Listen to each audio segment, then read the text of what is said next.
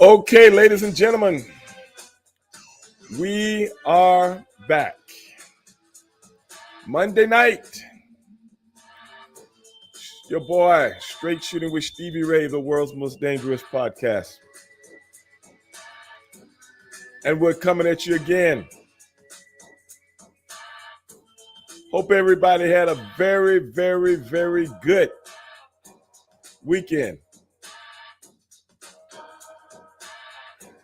I know I did. Got a few things done.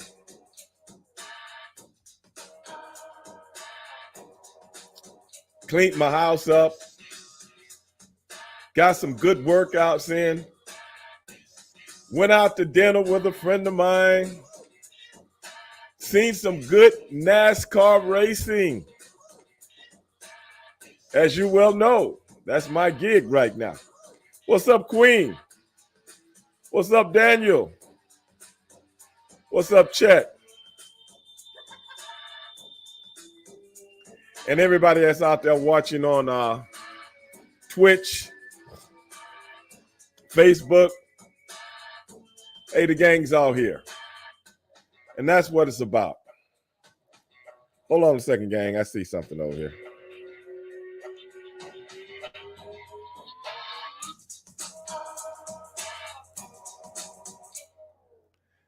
I thought I saw something over there. Maybe it wasn't. But guys, I'm going to start the show off tonight. I got some very sad news within the last hour. A good friend of mine.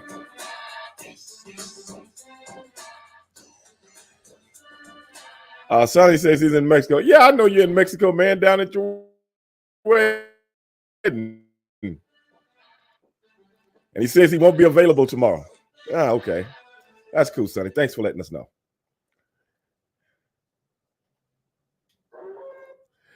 But be that as it may, y'all, I got some bad news within the last hour, man. An old friend of mine by the name of Ole Anderson that really helped me and my brother's career out when we first got to WCW, man. I got the word tonight that he had passed. Now, I'm not 100%, but I did have a couple of people call me about it, and I also seen it kind of going across the airwaves on social media. But a lot of people had certain things to say about Ole. But I'm going to tell you something, man. Between you guys and myself, and my brother will attest to this also, we never had a problem with Ole Anderson, man. Never had a problem with him. Now, I know a lot of people did, but, like I've already said, I don't get into other people's business. I just kind of go by how people treat me because that's the way I'm going to treat them. And Ole was always had his office open to us, always sit down and talk to us about certain things as it pertained to the world of professional wrestling. And I will always be indebted to him for that, man. Always. Ole kind of saved us, man, because situation that we had when we first came up, I won't even get into that. And Ole let us know that, they had actually informed him to send me and my brother back to Texas. And that would have been, who knows what would have happened after that. But he came out and said that I'm not going to do it because I think you guys can make money for me.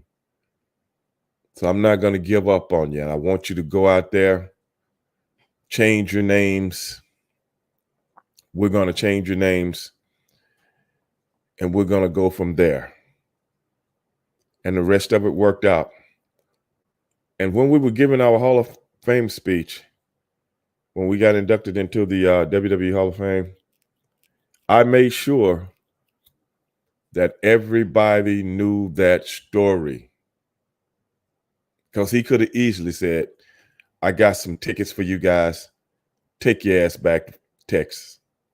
But he didn't do that. He said, I'm not going to give up on you so quick. And at the Hall of Fame speech I said, anybody go back and look at it. Hey, Ole, we made it. And I know a lot of people was wondering, why is he talking to Ole Anderson of all people? Or why are they giving kudos to Ole Anderson? Because if it wasn't for Ole Anderson, I don't think there ever would have been a Harlem Heat at that level. Not saying that we couldn't have went another route, but we didn't have to go that route because he was there for us, man. God bless him. Kudos to Ole Anderson. And let's pray for his family, man, and give our condolences to Ole Anderson, man, because he was one of a kind, man. He was one of a kind. Like him or don't like him, you had to respect him because he was about his business, man. And like I said, he had his door open whenever we needed to talk to somebody about something. We could talk to Ole Anderson. I'll never forget that, bro. Never forget it. But I just wanted to get that out the way, man. Because I haven't seen Ole in years, man.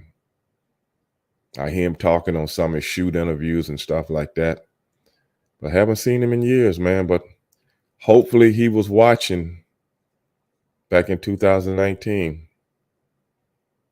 Because I gave him a shout out, man, on worldwide television. Just want to let people know. I don't know. I don't really care what other people got to say about him. I don't have nothing bad to say about him. And for all I know, he could have hated my guts. I don't know. That could be anybody, though. But I only make statements about people in a positive way when they treat me a certain way. The man never disrespected me in my face. That's real talk. Real talk. But anyway, guys, let's send a big shout out to Ole. Not only was he my boss when I was coming up, man, I was a big fan of the Minnesota Wrecking Crew. I was a big fan. And I loved what they did in the ring. I loved when he was in the Four Horsemen, man. Hey, bro, I'm a fan. And when I'm a fan, I am not ashamed to let somebody know. It's his business. It's his business. Let's see here. So we got a few people watching on Facebook. But look like Brian Clark. I don't know if that's my buddy Brian Clark. But no, that's Bryant Clark. How you doing, brother? For some reason, my phone is not letting me let people on the show. Like I said, sometimes this thing works, sometimes it doesn't. But nothing I can do about it. What's up, Real Cool? Real Cool said the angle between Ole and Dusty is a classic. Oh, yeah, man. But see, a lot of Ole was really, really bitter about a lot of things that I guess Ric Flair and them, and I don't know if it was Dusty and them or whatever, did to him back when we were there. I think he talked with my brother about it. He never talked with me about it. And I can't really remember exactly what my brother said the deal was, man. But apparently he had a lot of animosity toward those guys, man.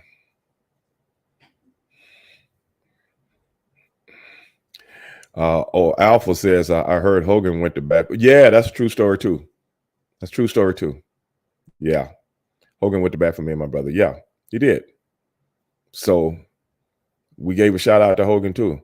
He said, I don't forget those things, man. You know? That's the thing about the wrestling business, man. That's the thing, man. You never know who got the stroke to help you guys out, man. You know, they can, a lot of times, just knowing certain people can make you or break you. That's the wrestling business, man. for those who don't know, for those who's never been in it and know how this thing really works, the wrestling business is such a complicated business, man. Such a complicated business. You know, you got to love it to do it. You really do. Okay, I just hit something that was messed up. See if I can go back.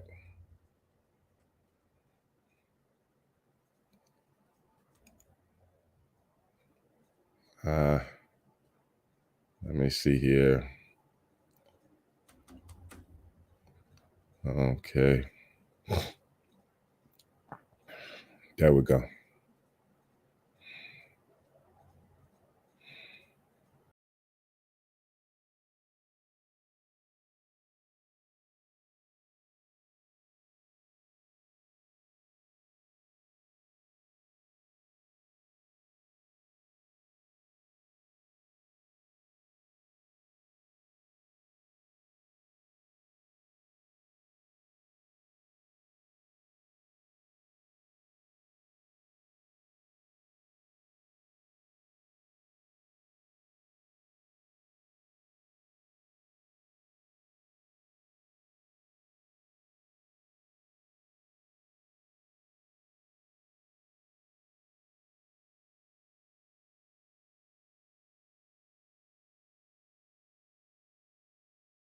Can't see you guys, but okay, I'm back. Yeah, I was trying to scroll down through some of the comments. I ended up hitting the wrong thing.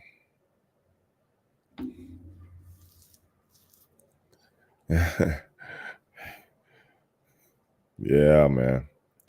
Yeah, man. He was definitely Ole Anderson was definitely better about a lot of things. I don't really know what went down. I think it had something to do with back when he was in the office, and I think the guys kind of turned on him because when we got there, Ole was in charge. Him and Dusty, they was like co-bookers, when we first got there. And then slowly but surely things start to change somewhat. And that's really all I can remember about it. Because see, I don't really know what's going on in the office with people and stuff like that. Because, you know, I wasn't around them like that. I only went up to the office when it was time to talk to somebody. I got called up there, or you go up to get your, I don't know, just different things. It's pertaining to wrestling. You got to go in. When Bischoff got the job, had to go up and talk to him about things. When Ole had the job, we had to go up and talk. What do you call the North Tower in Atlanta? And you have to go in and talk to different people about certain things. But or Dusty, and Dusty was pretty much at the shows all the time. So, but so it's totally different with him. Uh, but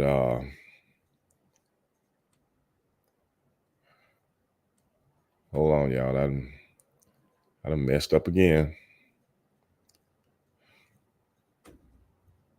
Oh, I'm back.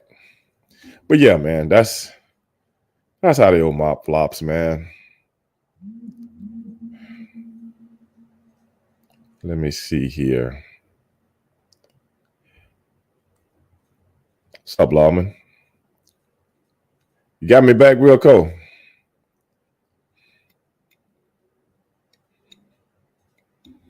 Alpha say I don't care what anybody says. His Black Scorpion creation had me watching and interested every week. That always, well, we'll always be remembered. Dusty ended that character the way I enjoy Ole as a booker. Yeah, I remember that, man. That was cool. Actually, I had forgotten about it, man. You know, I really had forgotten about it. But Ole, like I said, Ole was cool with me. He was cool with me, and that's pretty much all I can say about anybody, man. You know,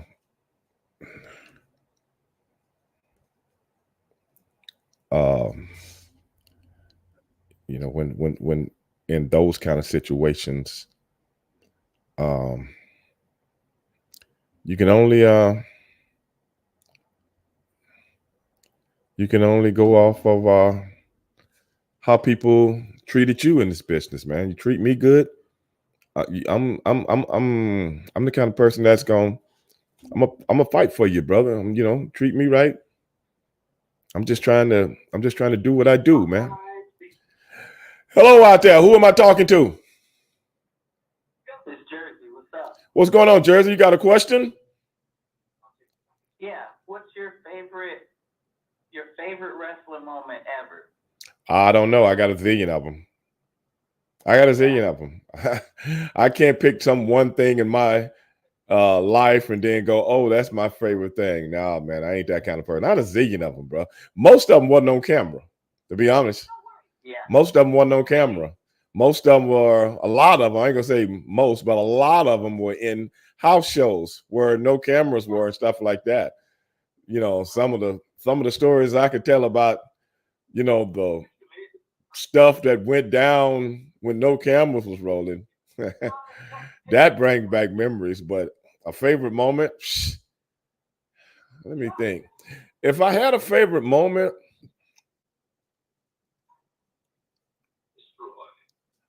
I don't know.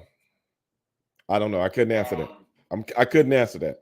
I got too many of them. Okay, how about what made you want to become a professional wrestler? I just want to try it. I didn't go to a wrestling school to become what I became. I went to a wrestling school because I just wanted to try it. That's it. I just want to it was a part of what I was doing. What I was doing back then was bodybuilding and working out at the gym every day and things of that nature and working. And then Ivan Putski worked out at the same gym that I did. And he was like, hey, man, I'm going to be opening up a wrestling school, man. If anybody interested in joining and trying to train to be a wrestler. So I'm like, okay, what the hell? I'll do it. And that was it. Wow.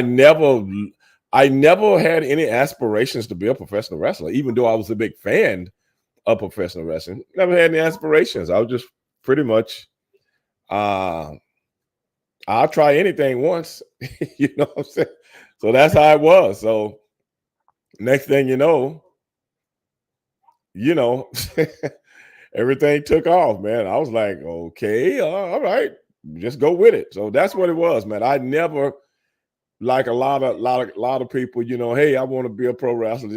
I just want to try it, just to see. I just wanted to try it just to see if I could do it. That's all. Yeah. My kids are wanting to wrestle, so I was like, man, I'm trying to get down to Texas to go to your brother's school. Okay.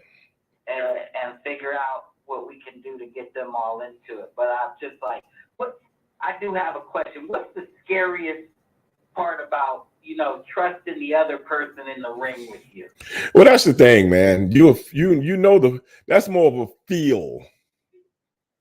That's more of a feel than anything else. And that's why you have to be trained by someone that actually knows what he's doing. You know what I'm saying? And if you train right, you really don't have to worry about things like that, even though nothing's 100%, and you can always have accidents. But you know what? Don't try it if you don't trust someone. If you don't trust someone, don't try it. It's that simple. That's what I used to tell all the kids. You don't try it if you don't trust it. Yeah, because I've seen, huh? Who do you feel like you worked best with in ring, had the best chemistry with, singles by yourself and you and your brother? I don't know, man. I really don't know. I've had that question asked a zillion times. I can't really tell you who we worked the best with, but I know who we didn't work the best with. So who's that? Shit, I can't. Everybody that we worked on top with, it was easy. Everybody that wasn't on top, or people that you're not used to or something like that, that doesn't go very well. So that was many people. Yeah. I mean, a few, not many, but at least a few, 4 or 5. You have worked them for one time. You know what I'm saying? You never got a chance to really get the chemistry down and stuff like that. Or you worked them once or twice. But, like guys like the Nasty Boys, guys like the Steiners, guys like, the list go on and on. We work those guys all the time. Yeah. But with people that you don't work all the time, and then you get into a match with them on one night, and it's like, okay, this didn't feel so good, But it is what it is. That's the nature of the business. Yeah, I think my favorite match was when Harlem Heat bucked up against the Steiner brothers. I think that was probably one of my favorites all time.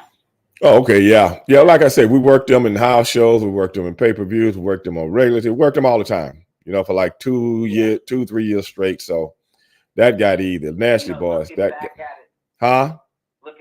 it now, it's grown. Like you could tell you guys had that chemistry, as opposed to when I'm a kid, I'm watching and I'm just like, oh, this is a good match, Now there's so much more to wrestling you see with grown eyes. Right. You appreciate now that you didn't then, as a kid, you guys were just looking like superheroes, Right. You don't understand the true work that goes into it. Right. So, we had good ones. Matter of fact, I was looking at a match the other day that I don't even remember, that someone sent to me. Really? I didn't even remember. It was Michael P.S. Hayes and Johnny B. Bad. And I'm saying to myself, I don't even remember this match. I don't remember that. I don't even remember this match. And I'm like, I remember working with Johnny, but he wasn't with Michael Hayes. He was with somebody else.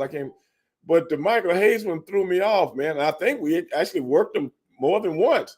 But that's my career, brother. I don't remember certain things unless I have to. But that happens all the time, man. People will send me matches, and I'll be like, okay, I remember working with, but I don't remember this match. But that's just me, though. Some people can remember every single solitary facet of their careers. I'm not that guy.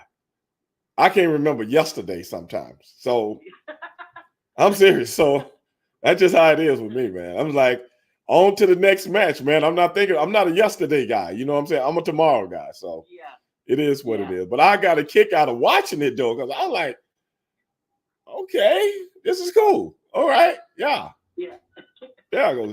PS is real cool with me. I'm real cool with PS, and I'm real cool with Johnny. And I'm like, I was trying to make myself remember going over a match with him. You know what I'm saying? I don't even remember that.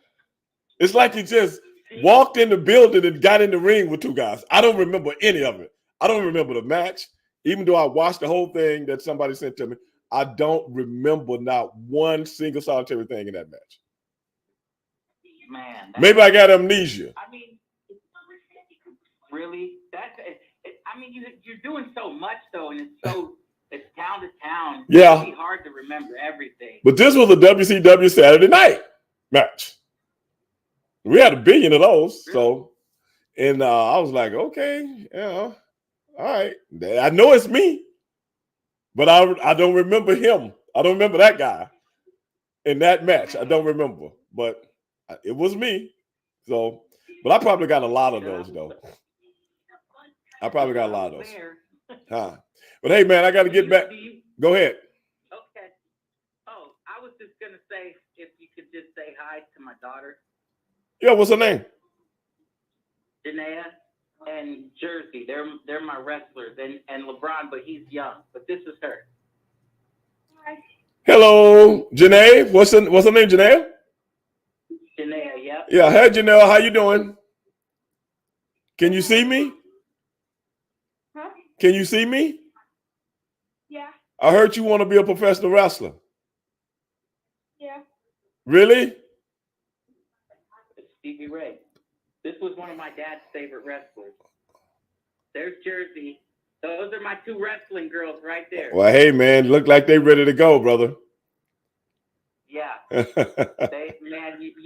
dad was the biggest fan of you, dude. Like, oh, really? And I mean that sincerely. Like, my dad passed away a couple years ago, and this would be so surreal for it just to know that I'm talking to you. It's crazy. Well, hey, man. Harlem Heat. He loved your flapjack. Boy, when you joined the NWO, you used to crack him with that little flapper. Boy, you would get a kick out of that.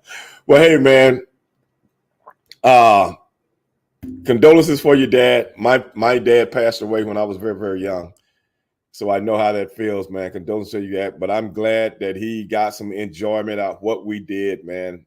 And that's what really makes me feel good inside when people got enjoyment out of what we did, man. Really and truly. Absolutely. Yeah. Absolutely. I appreciate your time. No problem, brother. Don't be a stranger, man. I'll be going live a little bit more. Okay. All right, dog. Peace out.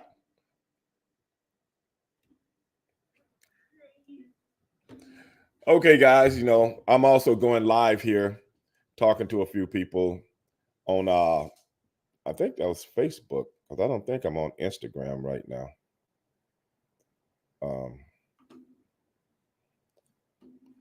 But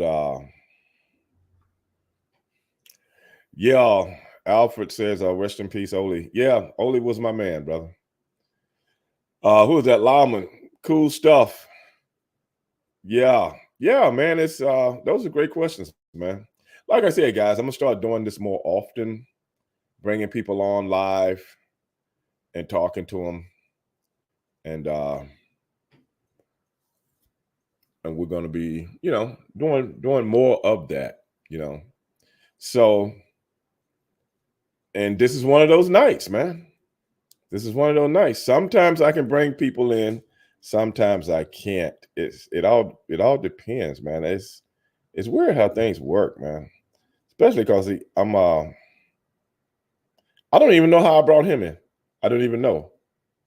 It was let me let's see if I can bring somebody else in for a second here. Because when I do it one way, it works. When I do it the other way, sometimes it doesn't work.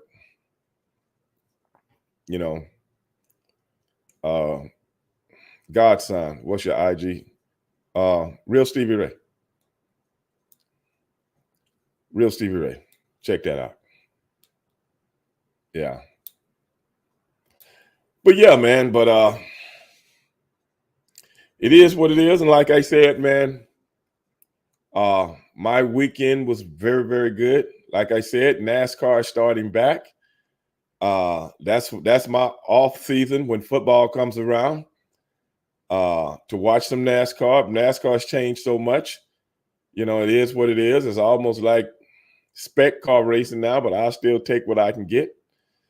Now I'm waiting for the drag racing. Did the drag racing season start already? I have to call my boys and find out. And the IndyCar season and the Formula One season. Then that's what I do. Them little basketball here and there. That's what I do when football season is over, because y'all know football takes up all my time during football season, man. Y'all know I love me some football. But like another thing, guys, I don't know if you guys seen the trailer. We got a new podcast coming.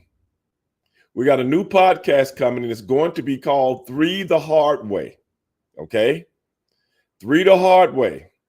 And that's going to be coming next month.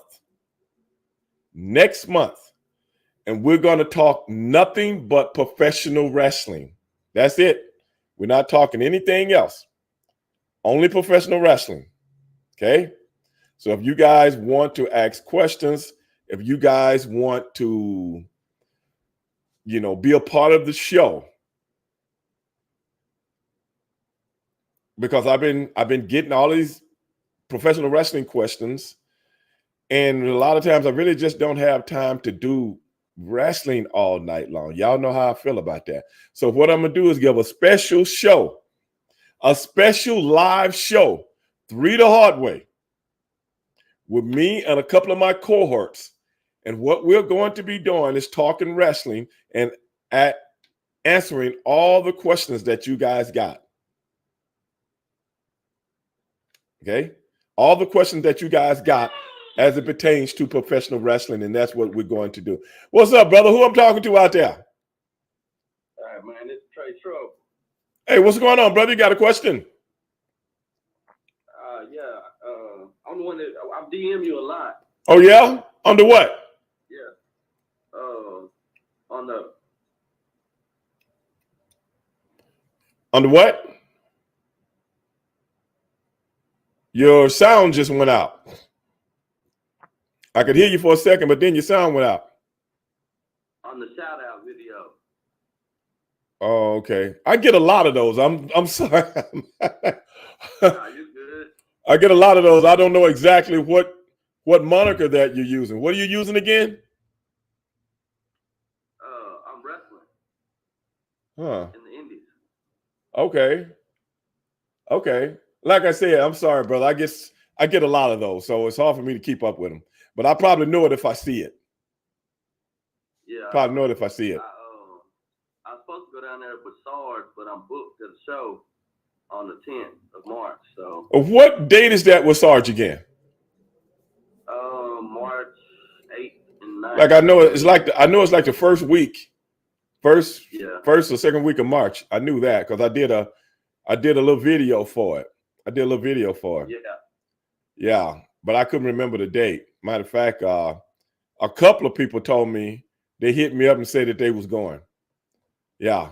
Right. Well, it's too bad that you're not going, brother. You learn a lot because Sarge knows his stuff, man. He didn't put the wrench time in, and I'm not lying, brother. Yeah. Me and my brother used to train with him.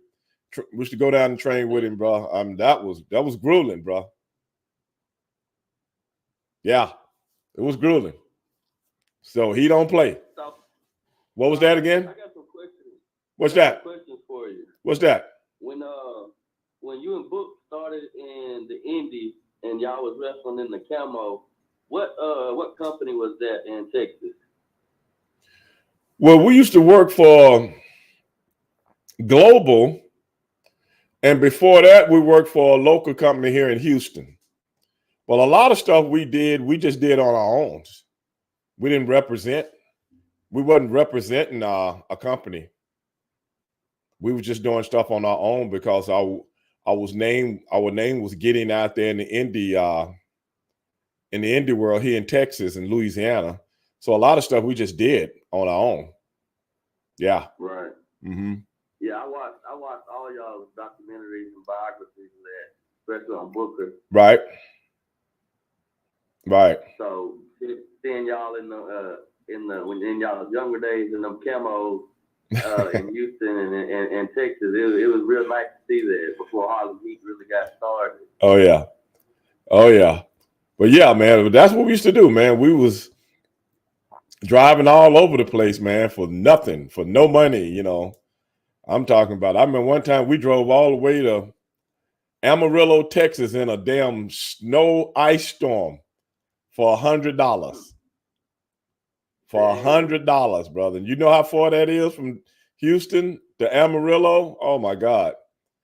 And yeah, but the thing is, we always prided ourselves on never, if we committed to the show, we always did the show. Never was about the money. It was about getting in the ring and learning as much as we could possibly learn. Yeah. Never forget that, brother. I don't remember a lot of stuff when it comes to the big time. Like the last caller was asking me about stuff that I can't even remember. Well, I was telling him that, you know, people send me videos and stuff of different matches and I don't remember them. But the stuff before the big time, I can remember everything. Every day, every minute, every hour. I can remember everything I did before I started making money. I can remember everything because it was about the love of doing it. You dig what I'm saying? It was about the love, man, and it was like you couldn't wait to get in that ring with somebody, bro. So, oh man, man, I'm glad you brought that up, bro, because those are the good days. No lie. Yeah. I had fun watching it, man. I had fun watching y'all in WWE. And I wish you would have came to the WWE when Book came. No, I wish I didn't. You didn't like it? Huh? You didn't like it? Oh, I've talked about that on several different my show, several other different shows as to why I never went to WWE. Y'all was a hell of a tag team. Hey man, I appreciate that, brother. I appreciate that. And I guess it's just that brother connection. It's not like you teaming up with somebody you didn't grow up with, you didn't hit the trenches with, right? You didn't, survive with. So it hits harder. It's just like the Usos. you know, they grew up together. So it hits a little differently. Right, exactly. In that ring. Oh yeah, most definitely, man. Yeah, most definitely. Yeah, it was a hell of a journey. Like somebody just said a few minutes ago, the journey. Stevie, remember, Stevie, it's about the journey that make the destinations a great memory. You're right, Alpha. You're 100% right, man. Yeah, the journey, bro. Crazy. Because I'm like I was telling the last caller, I never thought about the journey. I used to just enjoy wrestling. I never was looking at a journey and never going nowhere, this, that, and the other. It just started to happen by osmosis, man. It's kind of like follow the yellow brick road, man, and just start walking down the yellow brick road, and we ended up in Kansas. So it's crazy, man. I still think about that, man. It was like a journey, one step after another, huh? When you did you ever get nervous before matches, and then when your music hit, everything goes away? No, not really. I mean, I think my first pay-per-view, which was right here in town,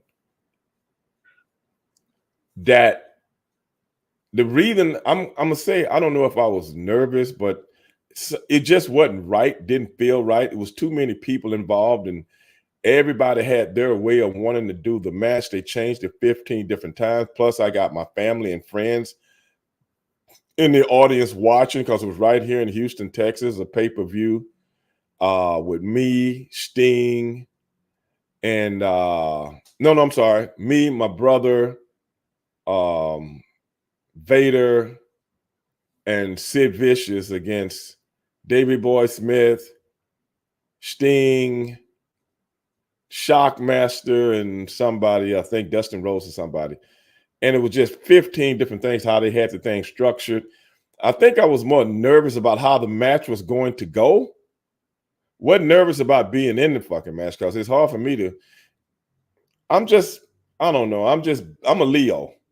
So it's hard to have any punk in me. You know what I'm saying? I'm just ain't no bitch in me. You know, ain't nothing to it but to do it. I'm just one of them kind of guys. You know, I've always been that guy that just don't scare easy. You know, I don't know why. And I'm just that kind of guy that speaks up. But I was just sitting back and listening, and I was like, okay, this is going to be a clusterfuck. I just felt it. I just felt this is going to be a fucking. And so I'm more nervous about that than what we could do. You see what I'm saying? But right. Man, you had so many egos in that match. And this is our first time. We just coming out to shoot. You know what I'm saying? We just getting here, and they done throwed us in a pay-per-view. So that was more, it was more, I wasn't nervous like I'm scared or something like that. I was nervous about how the match was going to look.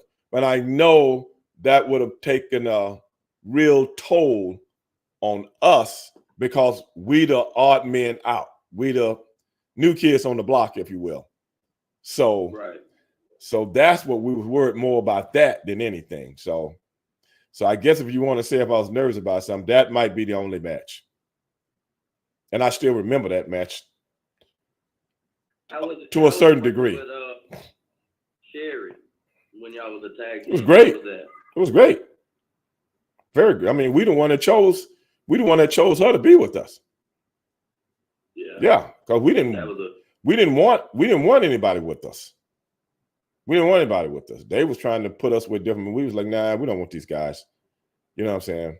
So one day we had a conversation with Sherry. We seen her at the building, and she was like, "Hey, man, I heard you guys were looking for a manager." And we was like, "Yeah, we're gonna go in there and tell them we don't want a manager because because we had said, whatever. I would make sure that we was gonna get the belts and all that, and we was like, we don't want a manager." And then Sherry said, "Well, what if I was your manager?" Just out of the blue. What if I was your manager? And I'm like, my brother looked at her like, "Are you kidding?" And she's like, "Yeah."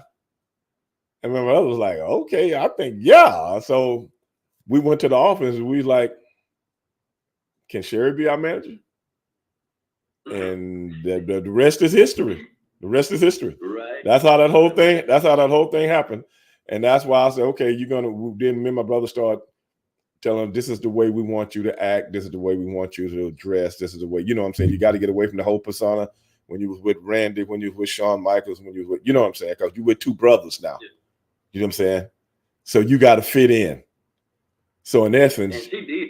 yeah. She So, fit in real. so in essence, you got to be like a sister off the corner, like a round the way girl. Right. You dig what I'm saying? That's got a brother's back. That's how you got to be. And she got it, and she played it to the she played it to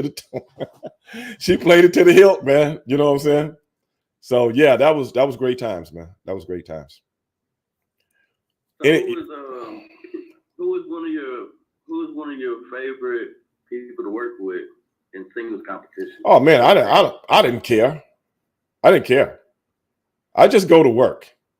You know what I'm saying? If it feel good, it is good. If it don't feel good, you go out and work on it till you get it right. You know what I'm saying? Right. So last guy, he just asked me the same thing. I'm like, brother, he like, which was your favorite? I ain't have no favorites. Whoever's in the ring is my favorite. I'm here to do my job and entertain the people.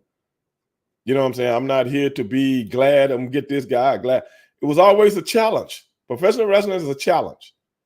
And if you want it easy, you ain't gonna last long. So you want to put your skills up against everybody else because that means you're adaptable. If you're not adaptable, then you're not gonna feel comfortable unless you're doing something that makes you feel good all the time or makes you feel right. So you want to do the same. But no, that ain't competition. That's not anything. If you Barry Bonds and you go up against the same fucking pitchers all the time, 2 or 3 pitchers, then you're gonna beat their ass all the time. But what about these guys you don't go against? And you got to figure them out. You dig? That's what a real competitor looks forward to. So I want to see if I can do the matches with these kind of guys. Then I want to see if I can do the same good match with this kind of guy that don't match up, physically, so on and so forth. So that's what I look forward to. I want the challenge. That's what you want. Okay. The easy matches, hell, you can do them all day, every day. It's the hard matches that you make look easy that shows you your skill level. If that makes sense. That makes 100% sense. Yeah. So, but anyway, man, appreciate you calling in. I got to get back to the show. But don't be a stranger, man. I'm going to be doing this more often, okay? I appreciate it, bro. All right, dog. Okay, guys. That's another one. Yeah, guys. Zillions.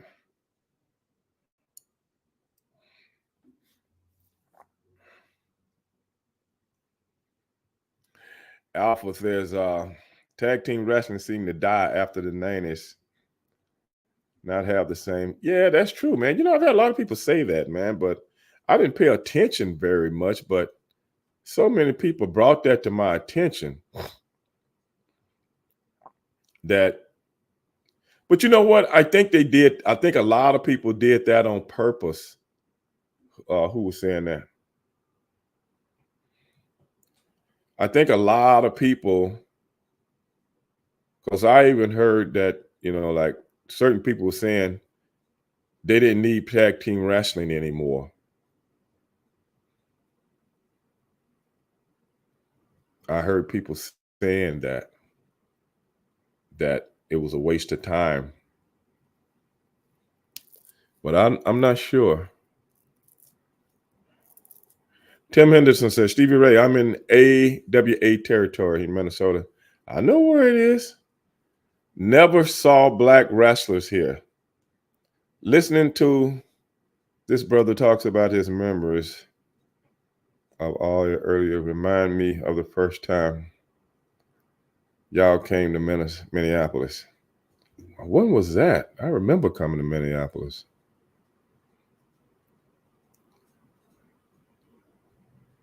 I remember that. I remember we wrestled in that Mall of America, that big ass mall. DT says 80s tag team wrestling was the best ever. Midnight Express. I gotta agree with you. I gotta agree with you that, it got a big bump. It got a big bump in the 80s, man, because everybody became specialty tag team wrestlers. And I think that was good, man. I think that was good for the business, man. I really admired him, you know.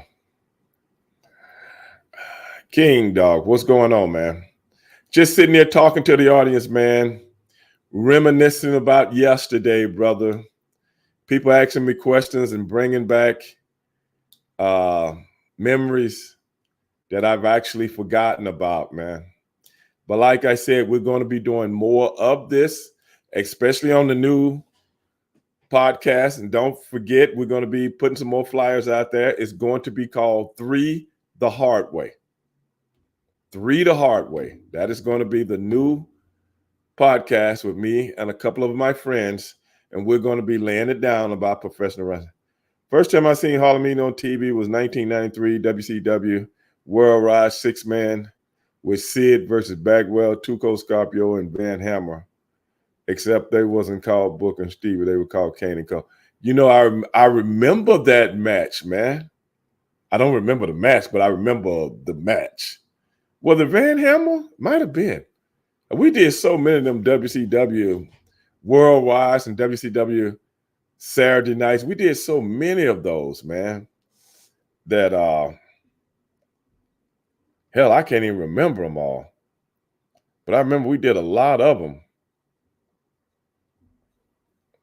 Damn, we did a lot of them.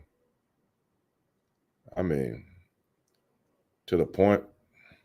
Because sometimes, man, we had to wrestle 2-3 times in one night when we did those. Yeah. And it was tough.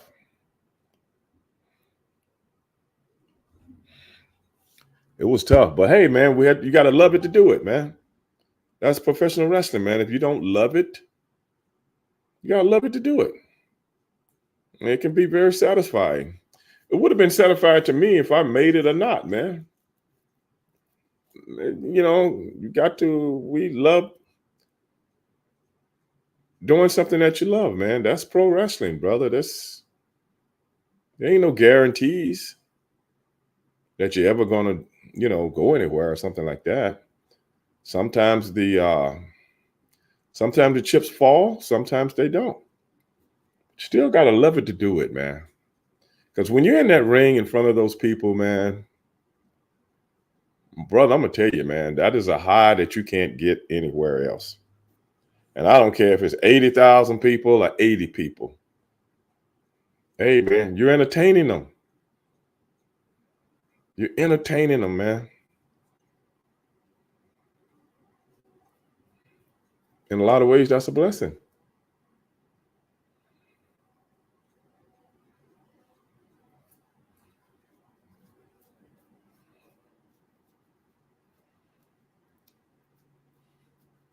Now, King Dog says tag team wrestlers are not good for guys who can't go long periods of time by themselves, especially when they starting out and they can work on their technique. What you got to realize about what you're saying, King, is that tag team wrestling is an art within itself. I don't know if you work in the ring or if you work or what, but if you don't know what you're doing in a tag team match, it's easy. It's way more easy to do a singles match than a tag match because one person is leading. But in a tag team match, you got 4 people in there and you got 50,000 things going on all at the same time. To make a tag team match look right is nothing like making a singles match look right because you let one guy lead in the dance and you can pretty much do the dance. But that ain't how it works in tag team wrestling. So for anybody out there, hold on a second. For anybody out there that actually think they know something about tag team wrestling, especially in the big leagues, you sadly mistaken. You ain't got time to work on the tag because Tag teaming and singles are night and day. Night and day. You got 50,000 high spots in a tag team match, and a singles match, you ain't got to have but a couple. Especially back in those days, you had to have more. But today, you got 50,000 high spots in everything. Well, back in those days, the tag team match had to make sense. If you don't know psychology, how you gonna work on a technique? I'm talking to you, King Dog. Tell me that. If you don't know psychology, how you gonna work on a technique? First of all, you got to be able to do singles matches way before you learn how to do a tag match. Way before.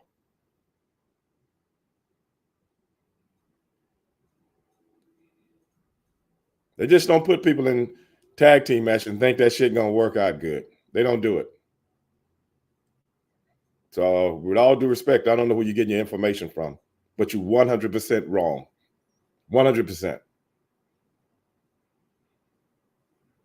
Now, today's tag matches are different because they go back and they rehearse and this, that, and the other, so on and so forth. You got to realize back in those days, we didn't rehearse shit. We didn't rehearse shit. A lot of times we called everything in the fucking ring. A lot of times guys just get into the building right before he got in the fucking ring. And you got to know how to make it look good.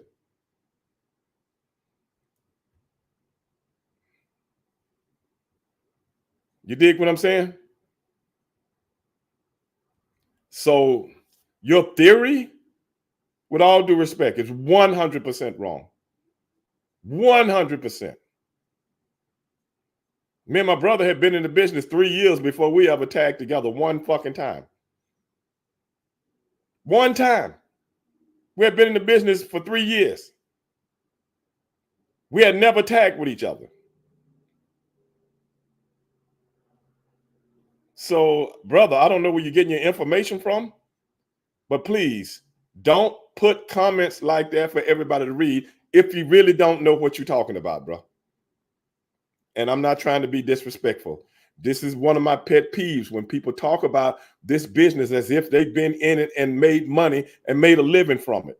That's one of my pet peeves. And then come out and talk as if they actually know what they're talking about.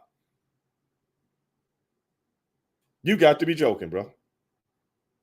For somebody can work on their technique. Lord Jesus Christ. But be that as it may. Nah, bro, that ain't how shit work. You want to learn how, you want to know how shit work? Ask me the question. Ask me, Stevie, do they really do blah, blah, blah because they want people to work on their technique and blah, blah, blah? Then I will politely edify you on what the real deal is. Really, that's what I would do. That's my job. That's my job.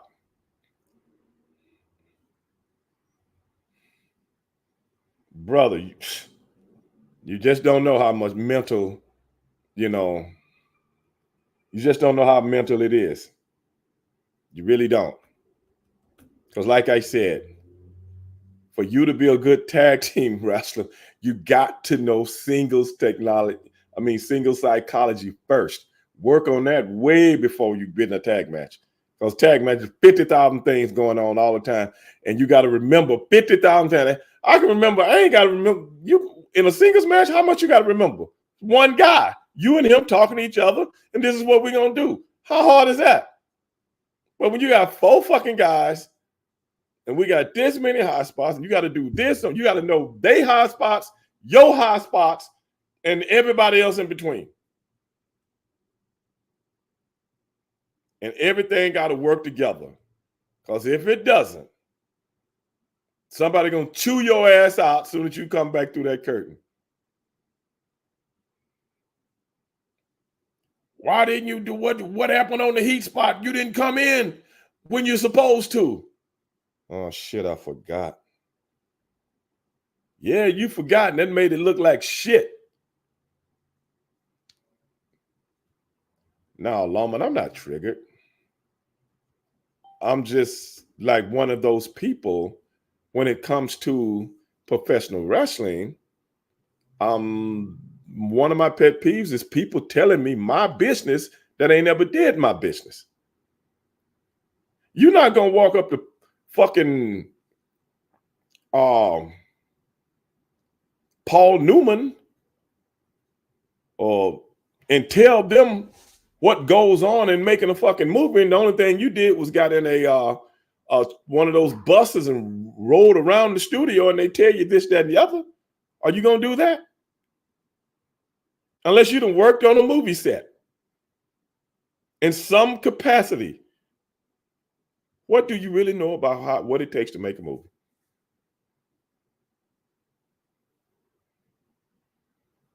I worked promotions where some idiot thinking he was actually followed that logic. He can work as good singles match. So, oh man, I didn't get all of that, bro.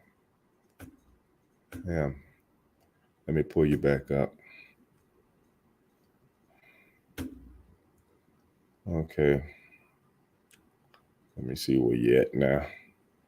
Who was that? Bobby Eaton was the tag specialist. And Dennis Condrey, Stan Lane. Yeah. But like I said, all those guys were great singles wrestlers way before they started doing the tag team thing, bro. Way before. People think shit just fall into place because you didn't see how it materialized. So people think shit just happens by fucking osmosis. It doesn't. Nothing happens by osmosis. Somebody's behind it. And then somebody got to make it work. Yeah. No, brother, I didn't say you disrespect nobody, but I'm just saying when you put comments out there, ask a question. Don't tell me what I already know. And you got people reading this stuff. That's all I'm saying. Don't talk as if you're an expert on something and you're not. Ask me, and I will tell you what you're right about and what you're wrong about. That's what the show is about. It ain't about disrespect. You ain't disrespect me.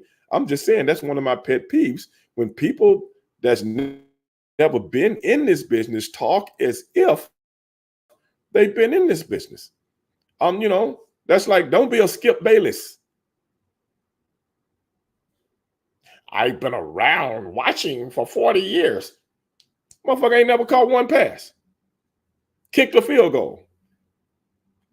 If a quarterback came up to him and said, what is this play? I right 7 left, 42 on 3. He wouldn't know what the fuck that was. Now, if you in that game and you got to hear this jargon from day to day, every day, you're going to know exactly what that is. That's what I'm saying. That's all. And Skip Bayless, when I'm saying Skip Bayless, you talk as if you really know the game, but in essence, you're just trying to fake it to make it. And that's why you see right now, his show is in the gutter because he's not the draw he thought he was. The draw was Shannon Sharp. Yeah, that was a draw. He thought he was a draw, but he really wasn't. Now nobody watches him because he doesn't have a Stephen A. Smith, an entertainer, or a Shannon Sharp, an entertainer. People drawn to entertainers, not somebody that's a personality. There is a difference between a personality and a talent. Speaking of Ole Amundsen, he created the world. Yeah, that's right. He did, man. Ole was behind a lot of people's career, man. He either liked you or he didn't, bro. Wasn't no in between with Ole. Wasn't no in between, man.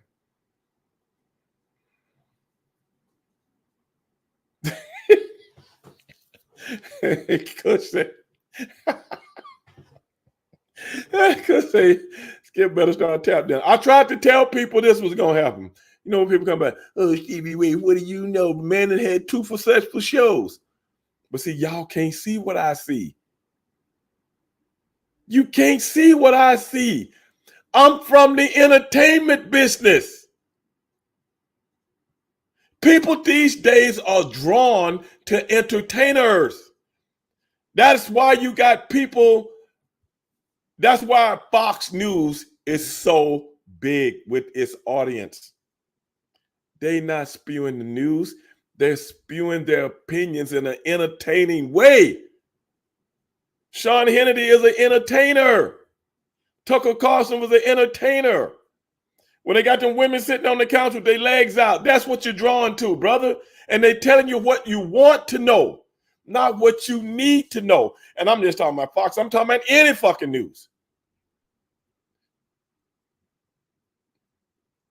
Walter Cronkite was a real newsman. Harry Mudd was a real newsman. Those were real news people. They wasn't making millions and millions and millions of dollars just be out here spewing what they're spewing. These guys are making millions. You know why? People gravitate to them because they're entertainers. Don't you get it? And you believe everything they say. You know why? Because deep down in the medulla of your brain, you want to be entertained. You don't really want to fucking hear the real news. You want to be entertained. And you spend your last dollar. What's his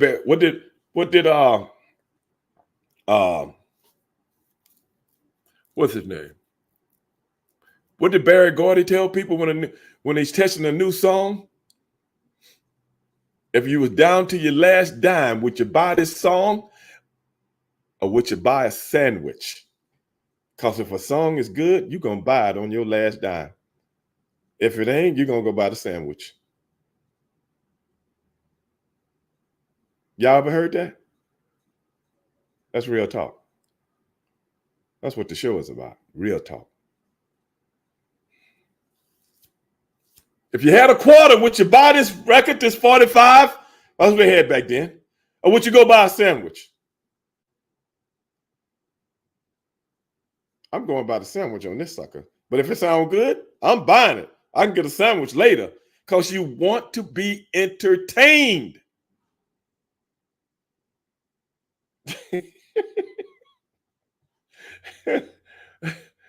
Loman said, I'm buying the sandwich. I probably would too because I eat a lot. But if I really like the record, I might buy it. Serious business. You got to realize, man, music was different back then, but I'm just using that analogy. I'm just using that analogy to tell you what you're drawn to, and you don't even realize it. Skip Bayless professed to be an entertainer, but in actuality, he's nothing. He's nothing without the real entertainer standing right beside him and doing his thing. He didn't realize it. So what you want to do? Disrespect the man. And now you got guys on there that are real sharp, like Keyshawn, like Michael Irvin. Those guys are sharp. But if you're down to your last dollar, would you pay to see him? Or would you go over to Club Shay Shay and see Shannon Sharp do his thing? You ain't even got to answer that because I already know.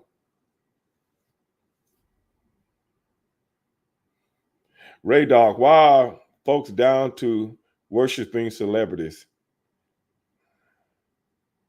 It's not like those celebrities are changing our life in a meaningful way. Support is a two-way street. You know what, brother? You know that I talked about this on the Black and White podcast with Vince Russo.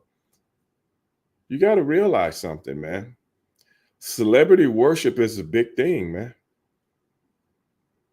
And people are drawn into this thing now, brother. People can't tell reality. Just like reality shows. People look at reality shows and think they're real.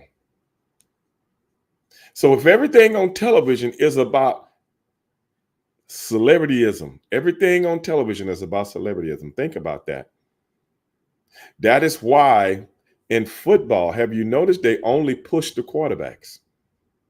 Back when I came up, they pushed the running backs, the wide receivers, the middle linebackers, the defense. You know who all the top guys were at every position. They don't do that anymore. Have you noticed that? On the basketball, you know, You get up today, you'll get up tomorrow, and they're talking about the Lakers, and the Lakers are like in 6th, 7th place, and they're only talking about the Lakers. Why are they talking about the Lakers? Because LeBron James plays with the Lakers. Now, the team that's number 1 in the West, they ain't saying nothing about them. That's what I'm talking about. They're controlling your mind to think about what they want you to think about. Yes, and you don't even realize it. All the way up to politics. For the last 4 years, 8 years, cable news has gotten so much out of Donald Trump, their ratings have never been higher. Why? It's the entertainment theory. He's good business. And who called it? Who told you? I see straight through the bullshit. But that's just me. I see straight through it.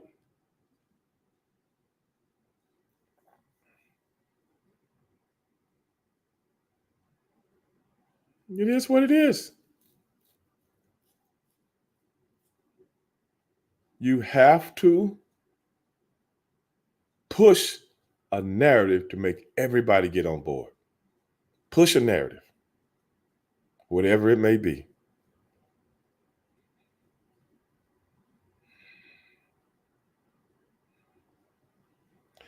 Kush just said he saw the Wendy Williams documentary yesterday, and lots of folks are hating on her because her health suffering, saying, "Karma."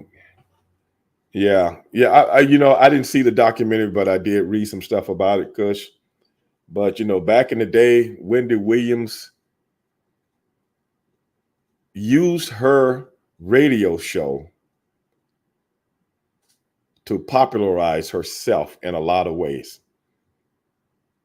and really talked bad about a lot of people in hip hop and so on and so forth. And that's what our audience expected of her. Now she's in bad health. And a lot of those people, man, they're unforgiving. What else is new? The Bills, everyone remembers OJ. You damn right. You damn right. You don't remember the quarterback. His name was Joe Ferguson, but you don't really remember him. You don't remember J.D. Hill, the starting wide receiver. You don't remember him. You don't remember Jim Braxton. You don't remember him. You remember the Juice with the Dolphins. You remember Larry Zonka, Mercury Mars, Paul Warfield, the Steelers. You remember Franco Harris, Rocky Blyer, Terry Bradshaw, Liz Swan, John Starworth. You remember Jack Lumberjack. You remember every fucking body. Because they didn't just talk about a guy. Because, see, that's too hard for people. So they have to simplify everything for the people that's weak in the head, that don't want to do their real homework.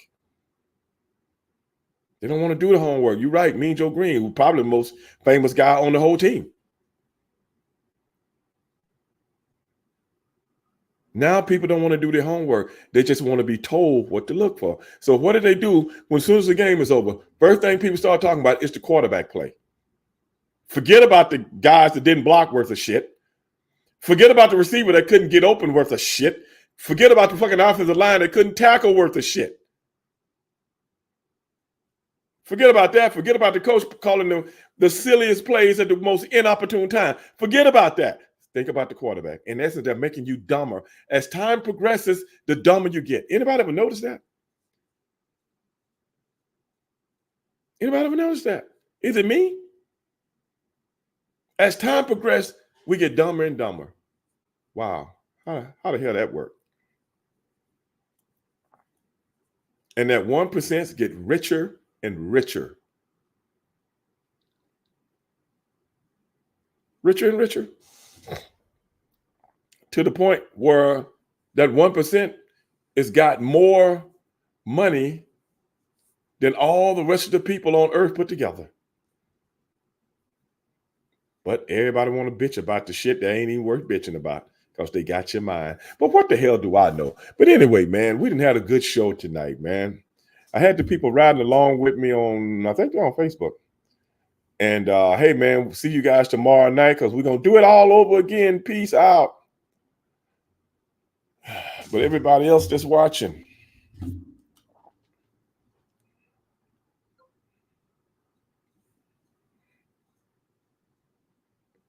yep, there it goes. Yeah, but everybody else that's watching, man, I'm glad you guys was able to tag along, man. Because like I said, man, we got the new podcast coming, man, and we're sending our condolences out to Ole Anderson, who was good to me, man. And that's one of the reasons I've always tried to, just be cool with people and be upfront with people, man. I've always tried to do that. Because if Ole can do it, Arn Anderson was that way. Hell, if they can do it, I can do it. If they treat people that way, I can treat people that way. What's wrong with that? But like I said, at the end of the day, it's you against you. Which one you gonna choose? It ain't rocket science. Not when you put some real thought to it.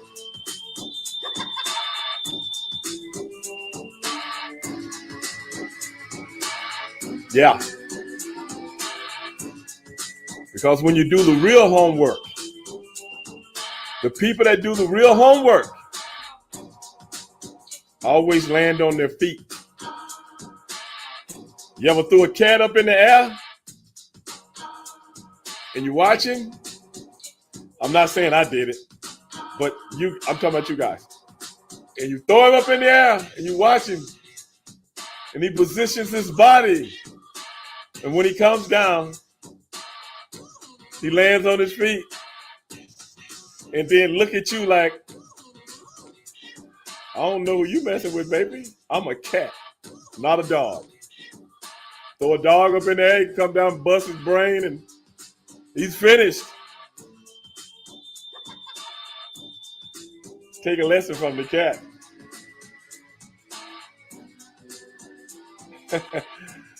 I'll see you guys tomorrow. For everybody that chimed in and everybody that called in. At the end of the day, be one. Peace. And I'm out.